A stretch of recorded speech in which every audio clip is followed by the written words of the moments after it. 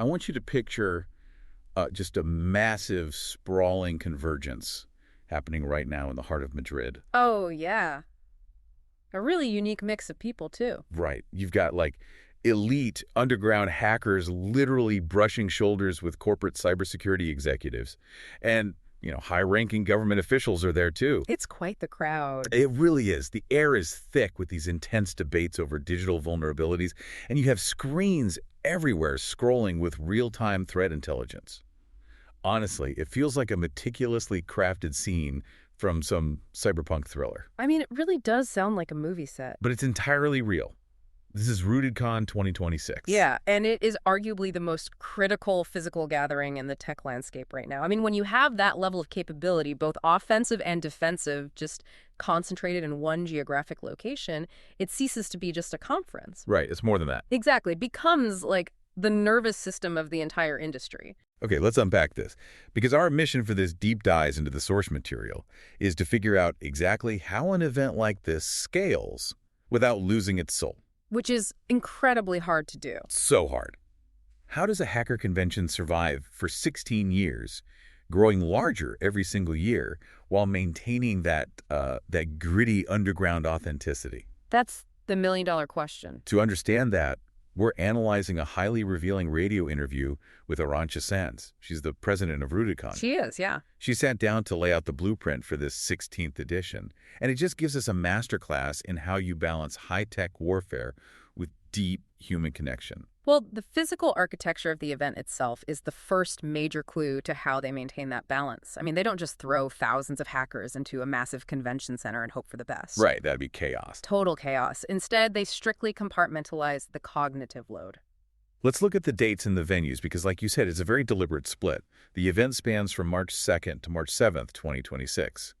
Yep, a full week, basically. But it is violently divided into two distinct phases. From March 2nd to the 4th, attendees are at the Eurostar Hotel for these intensive, deeply technical training sessions. The really granular stuff. Exactly. And then from March 5th to the 7th, everyone packs up and moves right next door to Kinepolis. Which is a massive cinema complex, right? Yeah, it's huge. And that's for the main conferences. When I was looking at this, I immediately thought of it like a major music festival. Oh, interesting. How so?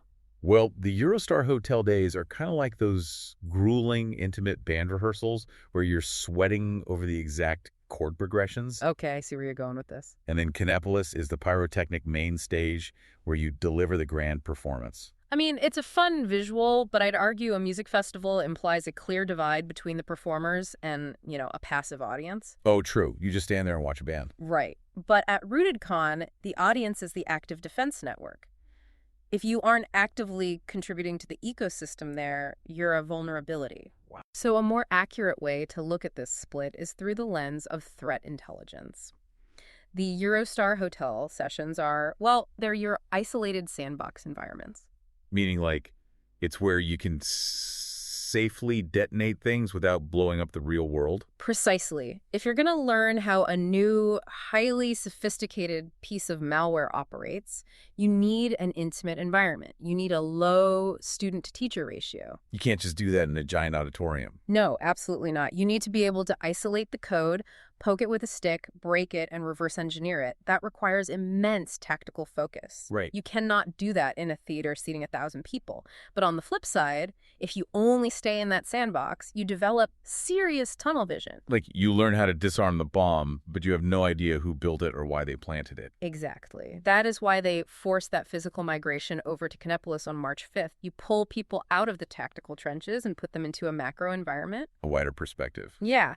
If you're a pen tester listening to this right now, you know exactly what that transition feels like. It's got to be jarring. Oh, it is.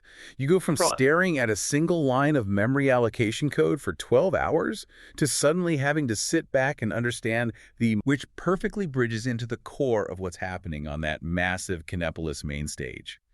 To justify pulling thousands of hackers out of their sandboxes, the ideas on that stage have to be, existential. Absolutely. And based on Arancha's interview, the undisputed gravitational center of RootedCON 2026 is artificial intelligence. Of course it is. It has to be. Right. Now, she was keeping a few surprises quiet, naturally, but she confirmed that AI is just dominating the agenda. They successfully introduced a dedicated AI track last year, and it's back in full force. Then with some major backing, right? Yeah, it's driven by industry heavyweights like ProTap, Cryptode, and Securitors. What's fascinating here is that AI isn't just a shiny new feature for these guys. It is the inescapable reality of the modern digital battlefield. It is, but I mean, let's be critical here for a second. Because AI is the ultimate corporate buzzword right now. Oh, 100%. Every startup pitches an AI integration to write emails or optimize your calendar. So what makes discussing AI at a hardcore hacker convention anything more than just, security theater? That is a very fair question. Right. If I'm an offensive security researcher, the adversarial model I trained this morning might already be obsolete by the time some speaker finishes a 45-minute keynote on AI. How do you possibly build a useful multi-day track around something that iterates hourly? Well, you're touching on exactly why it requires a dedicated specialized track rather than just a keynote address. Okay. At a standard corporate retreat, they treat AI as a tool for efficiency, like a way to cut costs or save time. But at RootedCON, they're looking at the methodology of automation. They are analyzing adversarial machine learning. Walk me through the mechanics of that. What does adversarial machine learning actually look like on the ground? Think about how a human threat actor operates. Historically, finding a zero-day vulnerability, a flaw in a system that no one knows about yet, that took months of painstaking manual code review. Right, staring at screens forever. Exactly. You are looking for a needle in a massive digital haystack. Now, imagine a threat actor feeding an entire corporate architecture into a specialized large language model. Oh, wow. That model doesn't need to sleep. It can use advanced fuzzing techniques to throw millions of randomized, mutated inputs at a target's code base per minute. Millions per minute. Yeah, and it's autonomously learning which inputs cause memory leaks or crashes.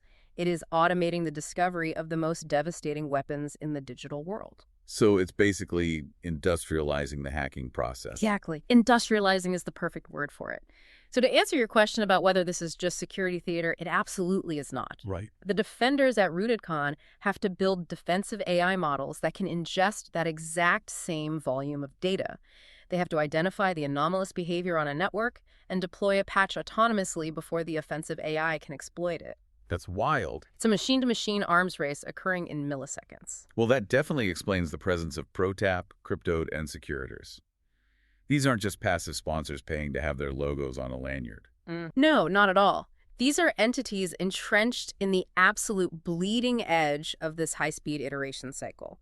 They're the ones building the cryptographic implementations and defensive structures required to even survive an automated onslaught like that. Right. The AI track at RootedCON is essentially a war room where the community tries to establish a doctrine for a weapon system that's continually rewriting its own rules. It's terrifying, honestly. Just the idea of autonomous algorithms waging invisible wars across global networks. It is a lot to process. But this brings us to one of the most fascinating paradoxes in our source material.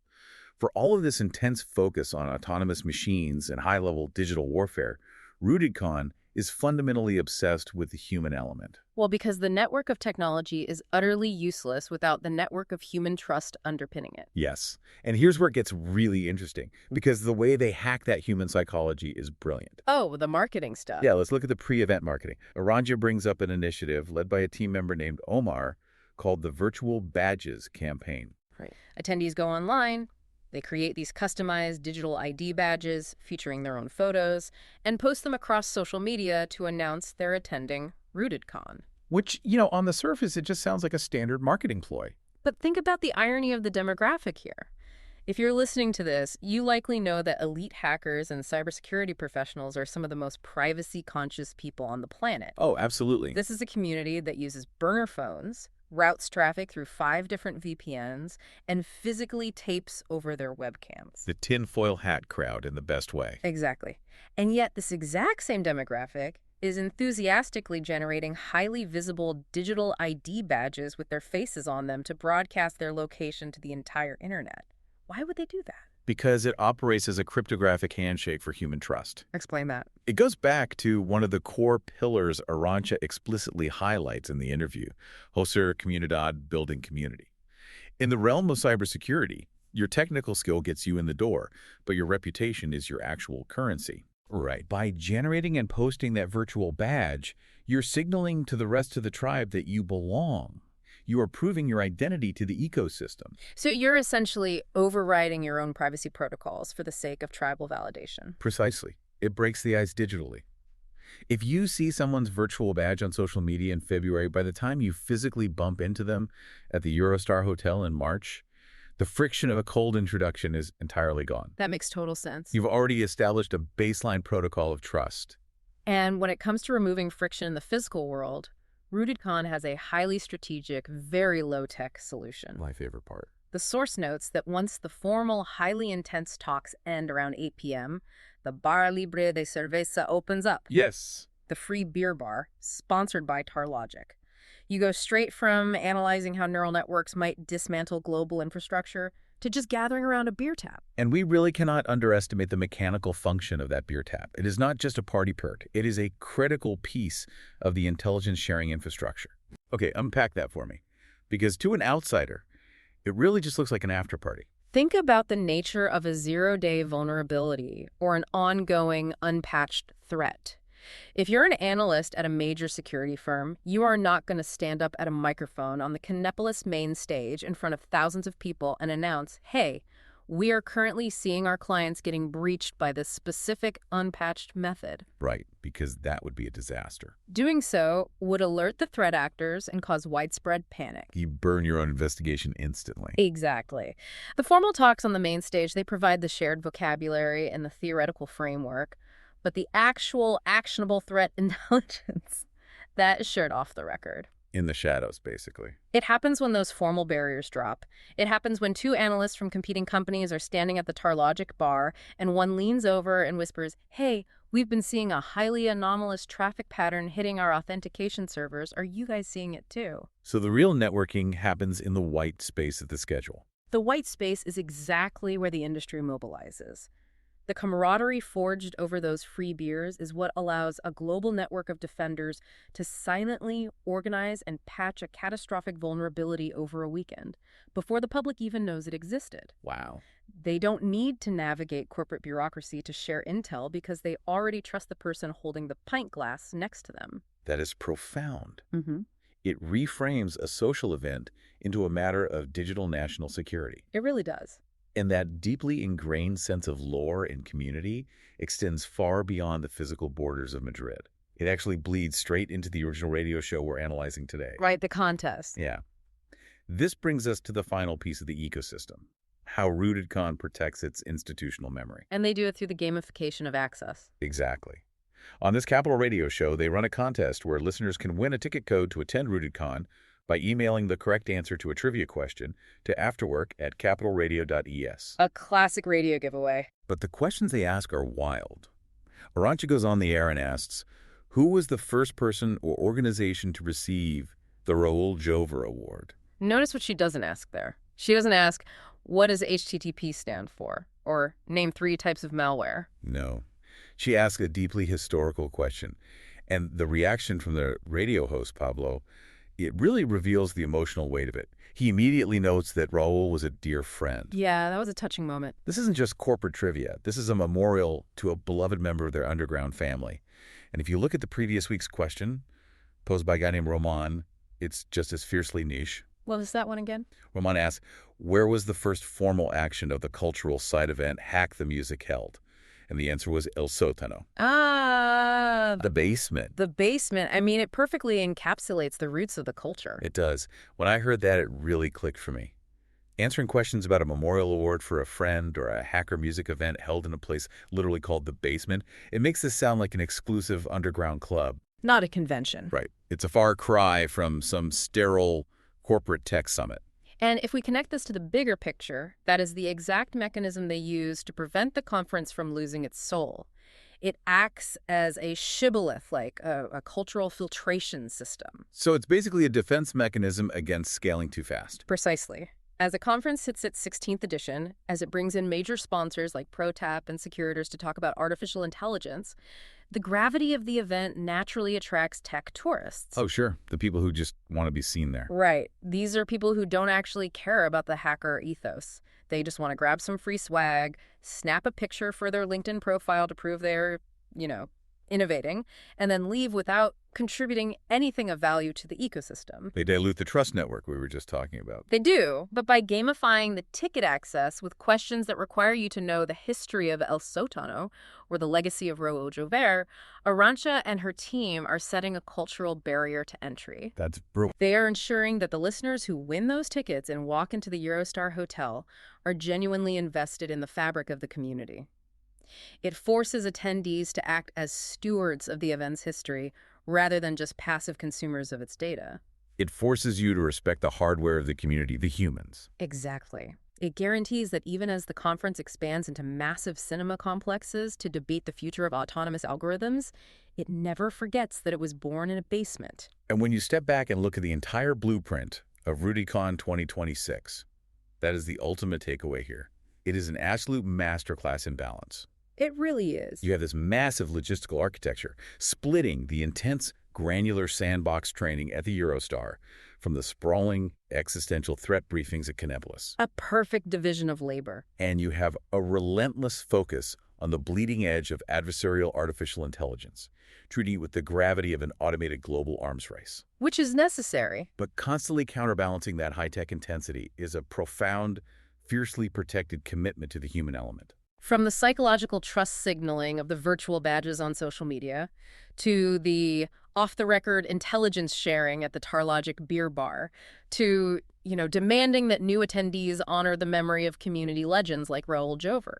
RootedCON proves that in an era where AI can automate code generation and deploy localized exploits in milliseconds, human trust is still the only unhackable protocol. I love that phrasing, unhackable protocol. Right.